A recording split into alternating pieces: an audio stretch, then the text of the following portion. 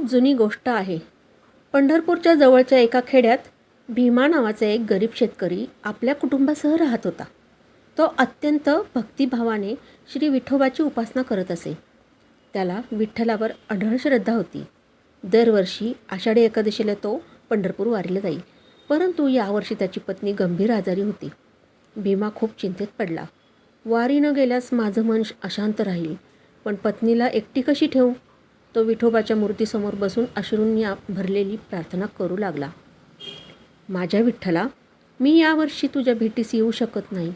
माझं मन तुझ्याच चरणी आहे, पण मी माझ्या पत्नीला एकटी सोडू शकत नाही.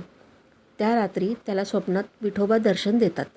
विठोबा म्हणतात, भीमा, तुझं प्रेम, सेवा आणि निस्वार्थ भक्ती हीच खरी वारी आहे.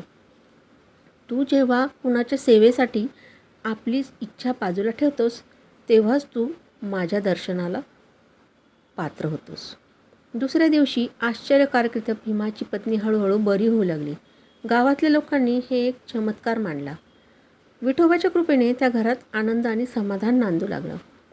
त्या दिवशीपासून भीमा दरवर्षी आषाढी एकादशीच्या दिवशी घरातच विठोबाची पूजा करून पत्नीबरोबर भजन कीर्तन करू लागला.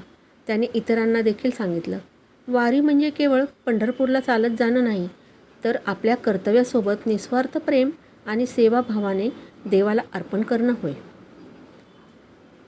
या कथेपासून आपल्याला अशी शिकवण मिळते की खरी भक्ती ही केवळ मंदिरात जाऊन दर्शन घेण्यात नसते, तर आपल्यातील प्रेम, करुणा, सेवा आणि श्रद्धा यामध्ये देव वास्तव करतो. आषाढी एकादशीचा खरा अर्थ म्हणजे मनातील विठोबाची एकरूप होणे. विठोबा म्हणतात, भाव पाहतो राग नाही, प्रेम पाहतो दाग नाही.